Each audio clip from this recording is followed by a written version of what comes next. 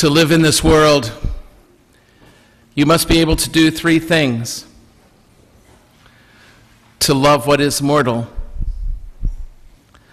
to hold it against your bones, knowing your own life depends on it,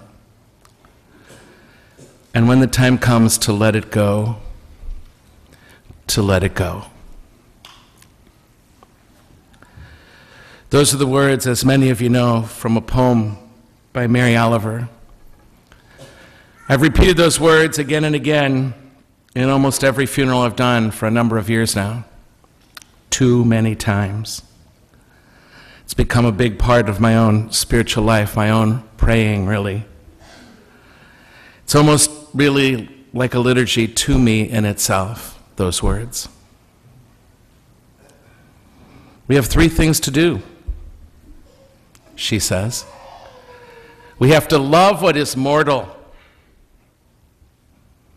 Well, that's not easy. That means they're going to die, and they're going to fail us, and they're going to get sick, and they're not going to feel like connecting with us. We must love what is mortal. We must be able to hold it against our bones, knowing my own life depends on it, your own life depends on it. In other words, I have to really make this mortal life a part of my own, knowing that someday this relationship will end, together physically at least. That's pretty courageous, to love what is mortal that much. And finally, when the time comes to let it go, to let it go. Winter's a-coming. It begins to get darker and darker every day. The sun sets tonight at 5:01, I believe.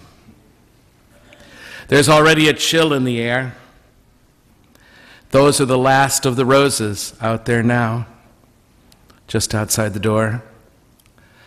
And everywhere there's just this continuous falling down of leaves. Still, winter carries its own beauty for those who have eyes to see. I'm not sure I would call it the funnest time of the year, but I would say clearly that there's something quite beautiful about it, the winter, if we seek it. There's an invitation sounding here this morning. I don't know if you caught it. It came out in word and it comes out in sacrament today. But it's sounding also in this advent of winter. It's an invitation, really, to embrace mortality, to embrace your own mortality and the mortality of everybody you love, to embrace our mortality, to accept it as part of the rhythm of things, as who we are, and as a matter of fact, what the entire cosmos is about. Embrace it so that we might awaken to life, an awakening that is not possible if we only embrace the good times and only the light. And so just here at the beginning of November, the universal church celebrates those who have preceded us in death, and those yet in the great transition, those still caught up in the great transition, still in the process of coming to completion in the one love. It is the feast of all saints, and tomorrow the celebration of all souls. In Mexico and in most of Latin American nations, these days are celebrated as the Días de los Muertos, the days of the dead, They gather in one another's homes and at cemeteries. It might serve us well today or tomorrow to take a second to go to a cemetery. On these days, relatives and friends gather. They gather to remember, they gather to pray for those who have died and to celebrate the lives of those who have died. For the whole church, all of November is dedicated to their memory. You and I both know there are a wide range of attitudes around death and the contemplation of death. For some, death is a unique experience, a once-in-a-lifetime experience not to be missed.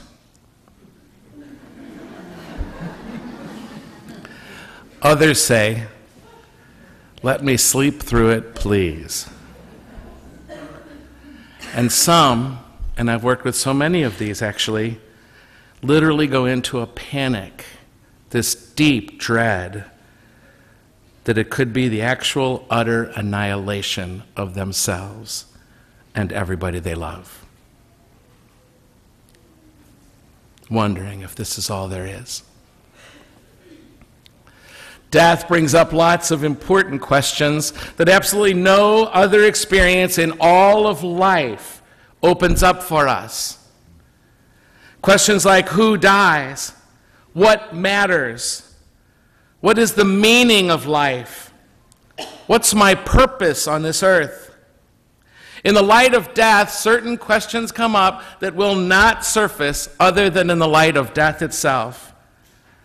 And because of death, we begin to explore our unfinished business so that we die with no regrets.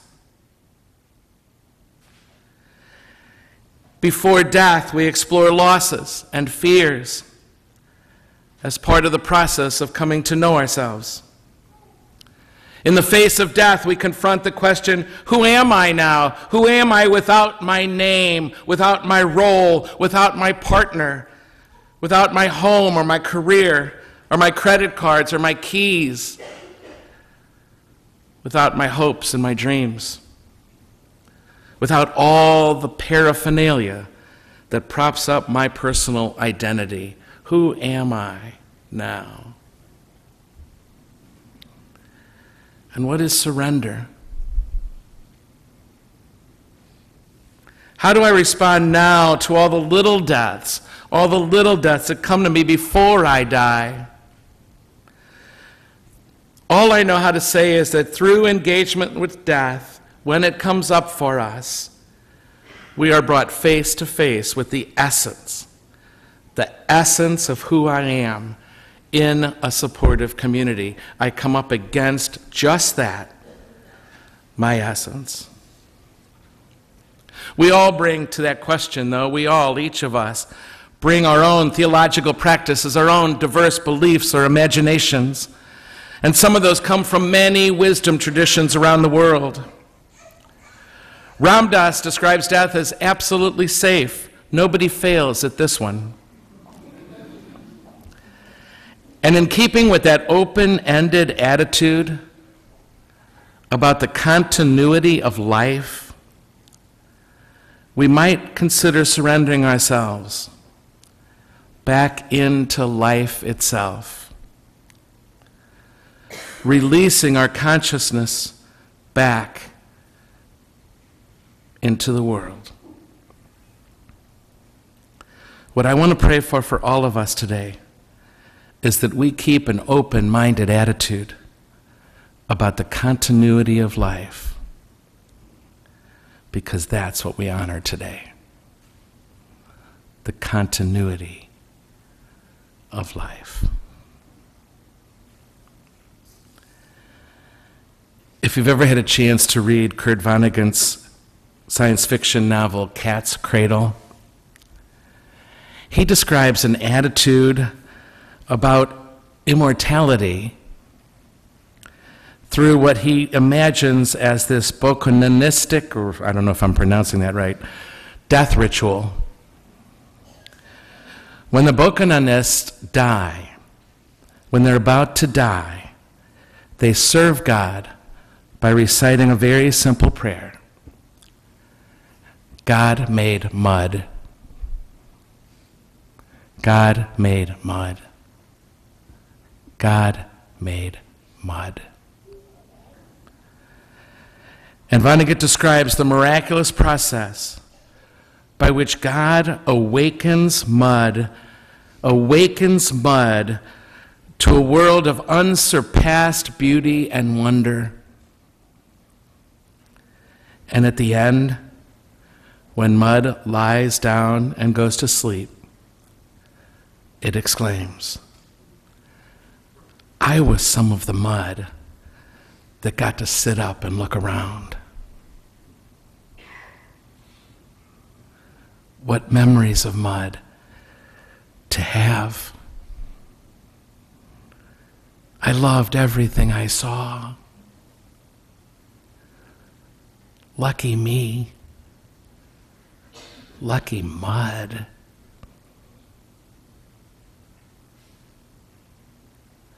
I was some of the mud that got to sit up and look around. Whew. That notion of immortality, I got to add, is compatible with our own traditions and notions of life after death. But people with diverse beliefs about the afterlife can find their place in any sort of worldview like that. But by contributing our small increment now of consciousness to the growth and the evolution of all of reality, life itself, we too can begin to exclaim right now, lucky me, lucky mud. And we have learned from the experiences of life and our engagement with one another that we must still finish our business if we are to be prepared for the mysterium tremendum, the tremendous mystery that occurs at life's exit point. Those who appreciate the blast of winter and get ready for it catch a whiff of the beauty when it comes. If we are to catch a whiff of the beautiful in death, we need to get ready for it. We must practice dying, practice letting go, practice surrendering, not at the end, but now. When something confronts us and we have to let go, then we have to let go with some sort of peace and some sort of trust. We must surrender so that we can be ready for that ultimate letting go. Plato was asked at the end of his life, as I'm sure most of you know, to sum up his whole philosophy. And he put it in just those two words: practice dying. I think he might have meant that we should practice dying to our past, dying to what we know, and opening ourselves now to the unknown. We should begin to contemplate change as it happens all around us, the impermanence of this physical world. This has been a practice for those on a quest for truth in every age. For we Catholic Christians, we start preparing for our dying from the moment we are born. We don't need to be afraid to think about this, because even reflecting on our mortality leads to a sacred life. It's a gateway to wisdom. Perhaps, my friend, as our outer vision begins to fade, we start paying attention to that inner vision. And we may recognize the unconditional love that was there all the time and will still embrace us now fully, so that that passage will be a graceful one.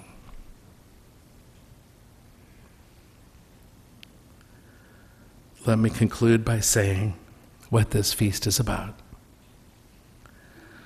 for someone who has prepared. Dying comes not as defeat, but as a celebration. The crowning and most glorious moment of life.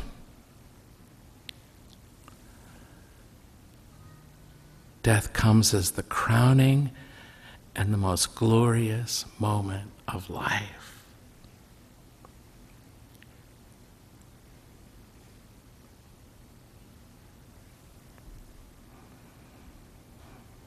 Lucky me, lucky mud.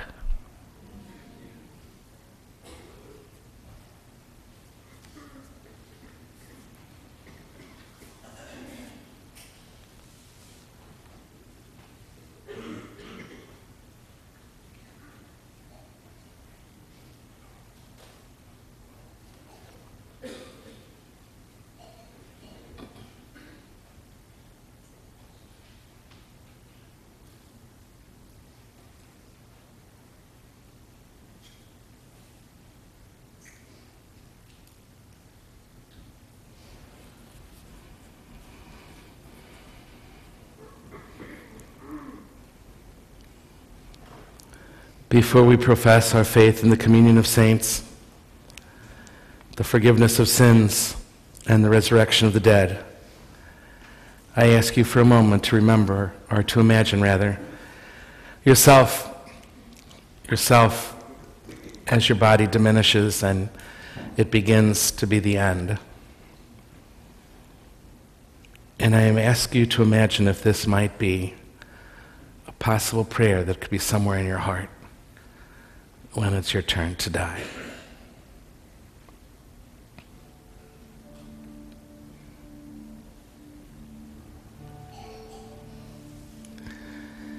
It was a wonderful life. I loved, and I was loved. I sang. I heard music. I saw flowers. I saw sunrises and sunsets. And even in places I was alone, you, Mother and Father God, you, great Spirit of life and love, even in places I was alone, you were in my heart. And you helped me to turn loneliness into precious solitude. I leave still with some concerns for people in my family, for my kids, my partner, for the world, for the planet. I put those concerns, I put all of them in your blessed hands. I trust that whatever in the web of life that needed me to be there is now completed. I thank you for keeping me in the light as I let go and let go and let go.